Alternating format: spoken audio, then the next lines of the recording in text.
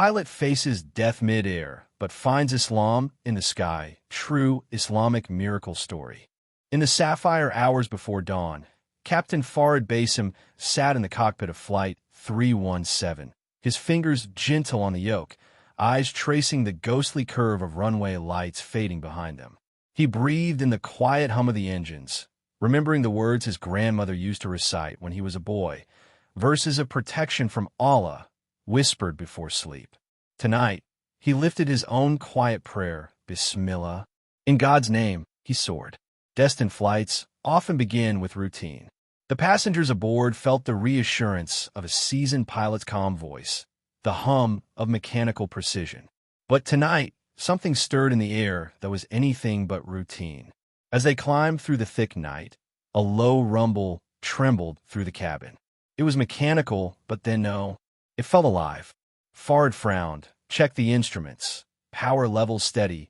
No turbulence reported, yet something deep inside whispered alarm. Behind him, the onboard recorder rustled.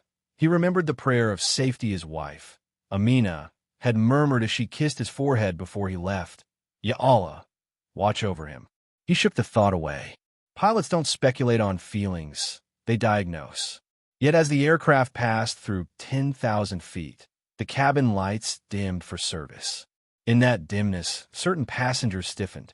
An elderly woman in a headscarf. Her eyes glimmered with apprehension. A young mother tried to soothe her drowsy child, but the child wouldn't blink. Their eyes locked with Farid's as he turned to answer a call button, a silent plea that caught his breath. Mid-flight, the autopilot chip indicator flickered. Farid's forehead wrinkled.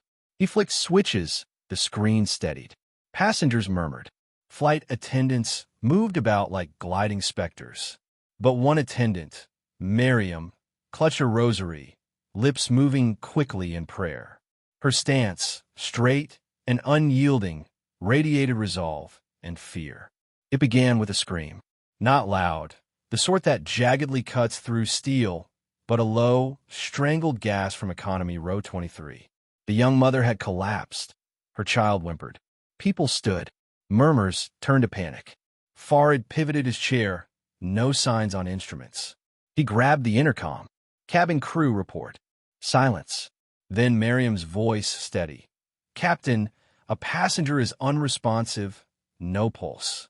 Farid's mind rushed. Medical kits, oxygen, CPR. He descended back to the galley, heart pounding. Among the pressed polyester and polished trays, something crawled beneath his skin. He put oxygen mask on the mother and began compressions with the attendant. Paramedics in the sky? Hardly, but he commanded. Over their fight for life, there came light flashing in the windows. Ahead, someone seemed illuminated outside. He raised his voice, commanded the crew to dim cabin lights.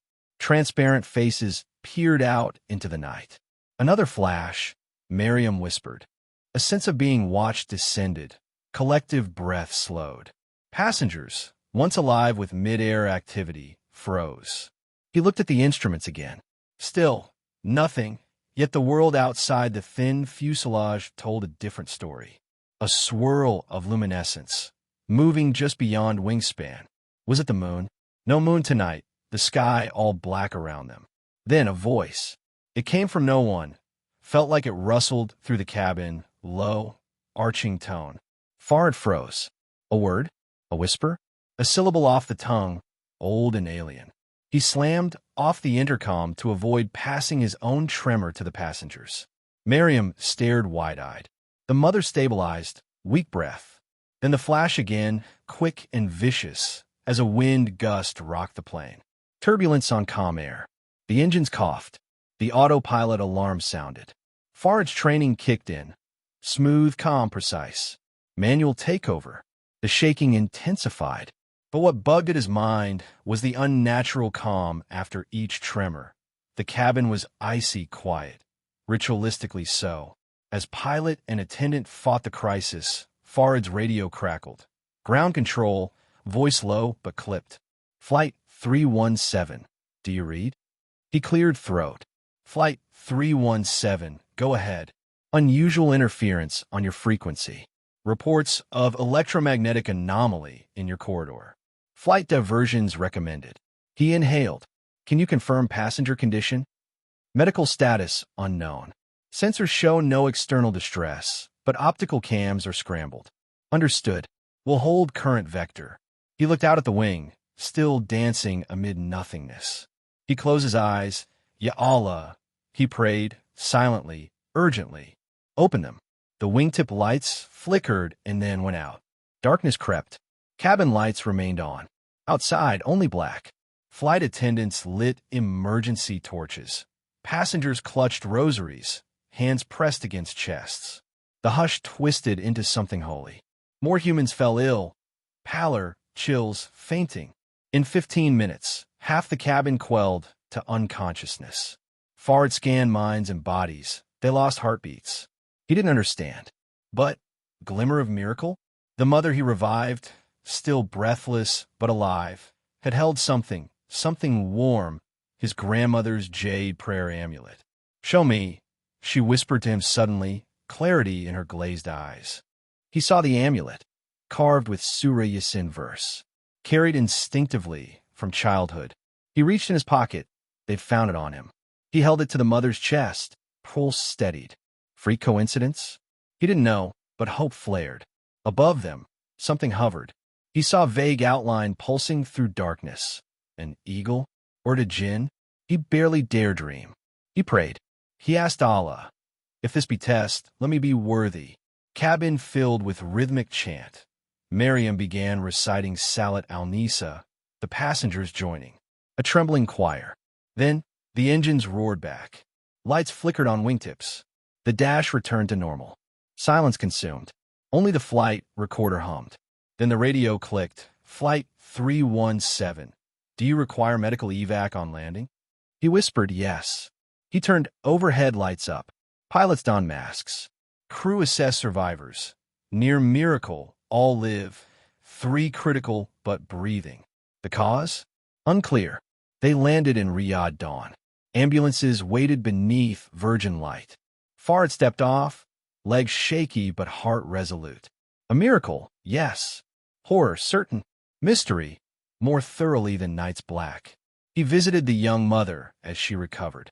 She smiled, weak but certain. You saved my child. She touched his arm. That amulet, it spoke. He shook his head, mind spinning. A week later, Fard returned home to Jeddah. His grandmother had died months prior, but her prayer amulet remained. He placed it on the prayer mat, subhanallah. He slept. That night, he dreamed of winged creatures in the sky, benevolent, luminous. Whispered verses from the Quran, comforting. He woke at far. He prayed. Overcome, he wept, eyes wet with wonder and relief. A man touched by unseen. The story of Flight 317 spread. Skeptics and believers debated. Some called it an electromagnetic storm. Others whispered jinn interference. Yet the mother recovered fully. Pilots reported their instruments had no record of storm. The only constant, Fard's amulet. He accepted no applause. In the mosque, elders nodded. They saw a man whose iman, faith, had shifted from the mind to the soul. He flew again, night flights returning, but always with prayer and the amulet on his seat. Once, over the Indian Ocean, he felt heavy tremor again. He watched the wing's shadow glide across a cloud. With trembling voice, he recited dua. The seatbelt sign blinked off, calm passed like a soft mercy. Years later, when he finally retired, his daughter found a letter folded in his flight log. In every night sky, we travel through the unseen. So live with faith, for what protects is often what your eyes cannot see. Allah's mercy, angels, the souls of predecessors. He passed that wisdom to his grandchildren under the desert stars. The tale of Flight 317 lived on. A story of horror melting into miracle, of a pilot's ordinary life made extraordinary by a night of divine reckoning. Because sometimes, when man pushes the world's edges, cockpit ablaze against infinite darkness, it is not technology that saves, but the fragile strength of faith, whispered through a grandmother's words, carried on an amulet, and drawn across the sky in mercy.